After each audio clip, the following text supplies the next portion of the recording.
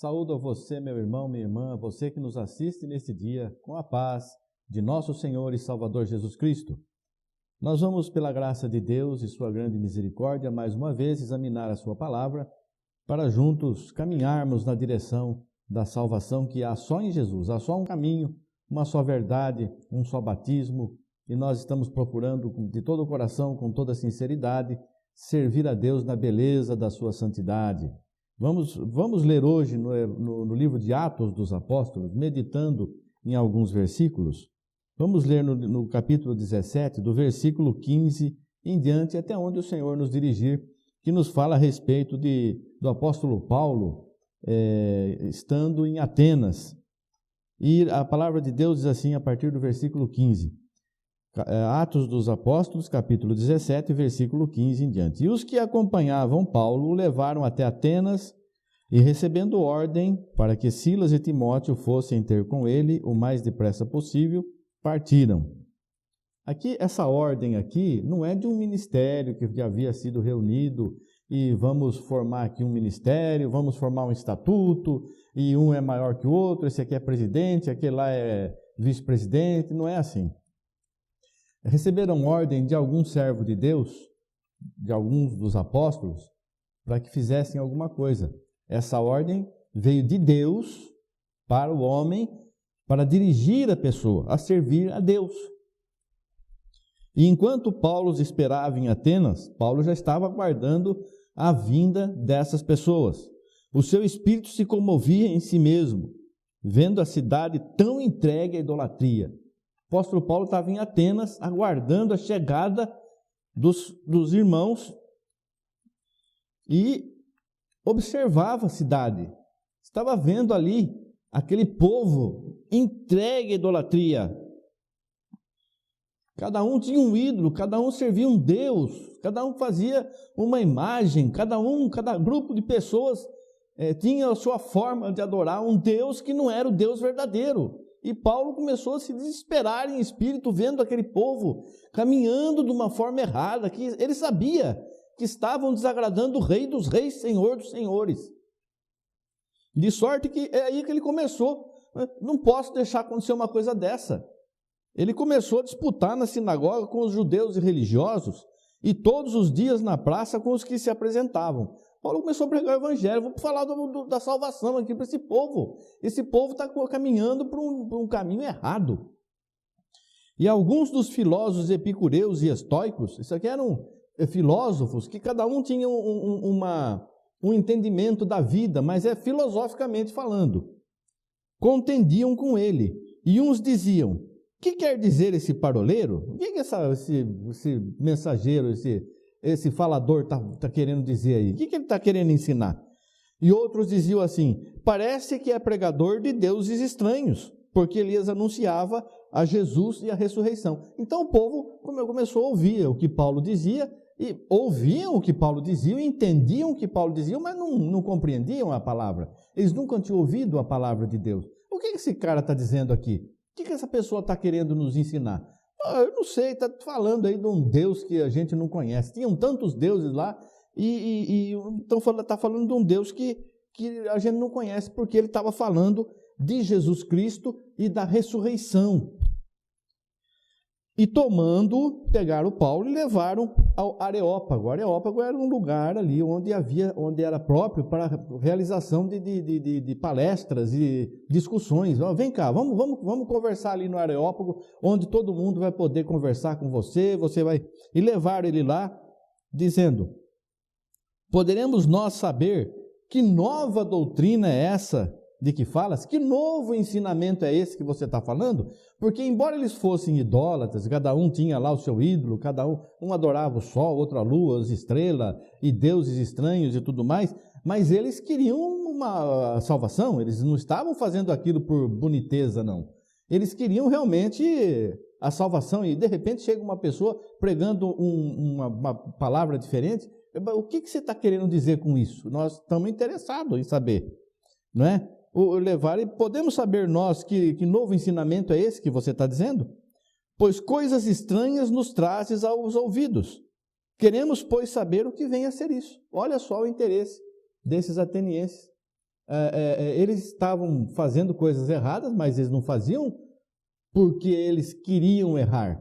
Eles faziam porque eles não conheciam a verdade. Hoje nós vemos muitas pessoas conhecendo a verdade e fazendo coisas erradas e querendo nos convencer com uma atitude absurda, infantil, de que estão fazendo a vontade de Deus. A pessoa é adúltera, é mentirosa, a pessoa rouba, engana, depois vai no culto e louva a Deus e fala que é servo de Deus, como se enganando a gente está enganando Deus. Não, nem a nós as pessoas não enganam mais. Todo mundo é manifesto, não existe nada encoberto que não seja revelado. A pessoa pensa que está fazendo coisas tão terríveis aí. O Senhor nos proíbe até de falar o que essas pessoas fazem em oculto. É torpe até nós falarmos o que essas pessoas fazem em oculto. Eu não vou sair por aí falando fulano fez isso, Beltrano fez isso. Eu não, vou falar da bênção de Deus, da luz, da maravilha que é Jesus Cristo, como nós sempre fazemos aqui, graças a Deus. E nós vamos buscar a bênção, como esse povo fez aqui também. Explica para nós aqui o que você está querendo dizer. E aqui, pois todos os atenienses e estrangeiros residentes de nenhuma outra coisa se ocupavam, senão de dizer e ouvir alguma novidade.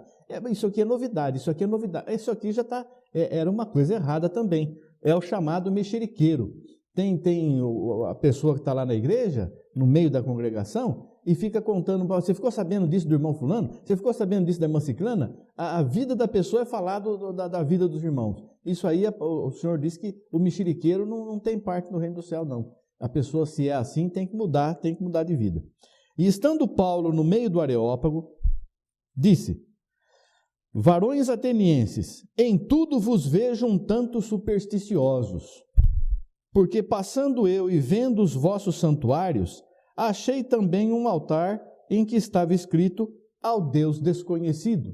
Eles tinham tanta superstição. Olha, não pode fazer isso, vai desagradar ao Deus tal, não pode fazer aquilo, vai desagradar ao Deus tal. Como hoje muitas pessoas falam, olha, não pode passar embaixo de escada, se um gato preto cruzar na tua frente você vai ter azar, se quebrar um espelho vai ter azar, e se comer isso não pode, se fizer aquilo não pode, e um monte de superstição, é tudo mentira isso. É tudo coisa humana, não tem nada de Deus nisso e não tem pecado nenhum.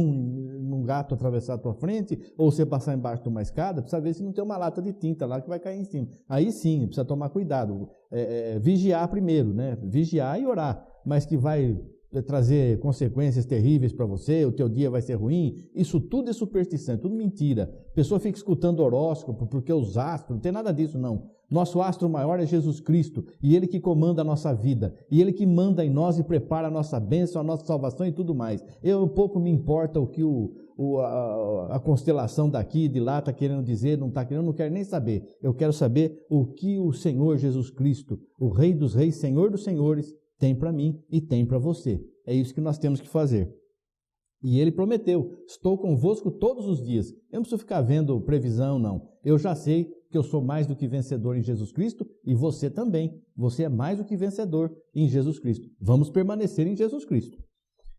Esse, pois, que vós honrais, não o conhecendo, é o que eu vos anuncio. Olha a direção que o Espírito Santo deu ao apóstolo Paulo. Paulo estava aflito por ver aquela cidade tão entregue à idolatria. E eram pessoas, muitas ali, honestas, estavam fazendo com sinceridade aquela coisa errada, adorando o sol, adorando deuses estranhos. E ele viu ali um altar que os atenienses tinham tanto medo de desagradar aos deuses, que eles acreditavam em muitos deuses, que vai que tem algum Deus aí que nós não conhecemos e nós não estamos adorando e ele vai se irar contra nós. O que nós vamos fazer?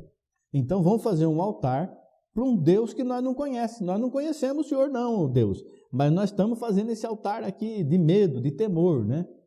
E Paulo aproveitou aquilo e disse, olha, esse que vocês dizem que não conhece é o que eu sirvo, então não é estranho para vocês. Eu sirvo um Deus que vocês já estão adorando, mas que vocês não sabem. É como é hoje, as pessoas adoram muitas vezes a Deus de forma errada, pensando que estão adorando de forma certa, mas estão adorando a Deus, acham que estão fazendo o correto. O Deus que fez o mundo e tudo que nele há, sendo o Senhor do céu e da terra, não habita em templos feitos por mãos de homens. O Deus que eu sirvo e o Deus que você deve servir, ele não habita num templo que nós vamos construir. Pode ser bonito, barbaridade. O Salomão construiu um templo e a glória de Deus habitou ali, porque Deus que mandou ele construir. Olha, por enquanto não vem o que é perfeito, vocês estão vivendo a sombra, porque a lei era a sombra somente, o corpo é de Cristo, sombra do corpo de Cristo, a lei era a sombra, o que era perfeito é Jesus, o que é perfeito é Jesus, e nós estamos no que é perfeito, não vamos voltar no que é imperfeito. A lei não salvava ninguém, só mostrava o pecado. Jesus salva e nos faz reis e sacerdotes, a lei não fazia isso. Então, quando Salomão construiu o templo, foi segundo a orientação de Deus, para a glória de Deus. Terminou aquilo lá, veio o Senhor Jesus e agora acabou. Agora vocês são o templo, eu vou morar dentro de vocês. E é o que o apóstolo Paulo começou a ensinar para os atenienses, e que nós temos que ter esse entendimento. Deus não habita em templos feitos por mãos de homens, não é? Nem tampouco é servido por mãos de homens, como que necessitando de alguma coisa, pois Ele mesmo é quem dá a todos a vida e a respiração e todas as coisas. Como? Olha, você quer servir a Deus, você quer agradar a Deus, faça isso, faça aquilo, não tem que fazer nada. Você vai levar o que para Deus? Dinheiro? Um carro? Aí eu vou dar uma fazenda para Deus. Ele que fez tudo, Ele criou tudo. A nossa forma de agradar a Deus é obedecendo a Deus, é servindo a Deus, vivendo em espírito e em verdade, deixando as obras da carne de lado. Quais são as obras da carne? Veja lá em Gálatas, capítulo 5, do versículo 19 ao 21. Mentira, falsidade, engano, prostituição, roubo, bebedice, glutonaria e coisas semelhantes a essas. As obras do Espírito são amor, temperança, paz, compaixão, longanimidade. Foi esse sentimento que Paulo teve vendo as pessoas tão entregues à idolatria. Ficou aflito, aflição de ver a pessoa sendo levada para o matadouro, para morrer nas mãos de Satanás. Meu Deus do céu, tem misericórdia dessa vida. Ajuda, Senhor, o que eu posso fazer? E o Espírito Santo guiou Paulo. Fala sobre esse Deus desconhecido aí. O próprio Deus já tinha permitido que fosse feito aquele altar lá para que chegasse esse momento e Paulo anunciasse a palavra de Deus para aquele povo. Então, Deus não é servido por mãos humanas. Ele mora em nós, Ele habita em nós. E de um só fez toda a geração dos homens para habitar sobre toda a face da terra, determinando os tempos já dantes ordenados e os limites da sua habitação, para que buscassem ao Senhor se porventura tateando o pudessem achar, ainda que não está longe de cada um de nós. O Senhor não está longe de nós, não. Às vezes, Deus esqueceu de mim, Deus me abandonou. Não. Ele está bem pertinho de você. Você que está olhando para o lado errado. Você que está olhando da forma errada.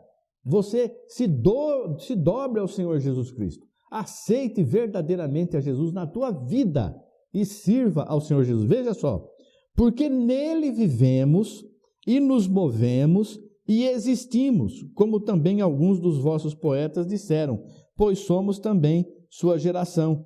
Sendo nós, pois, geração de Deus, não havemos de cuidar que a divindade seja semelhante ao ouro ou à prata ou à pedra esculpida, por artifício e imaginação dos homens.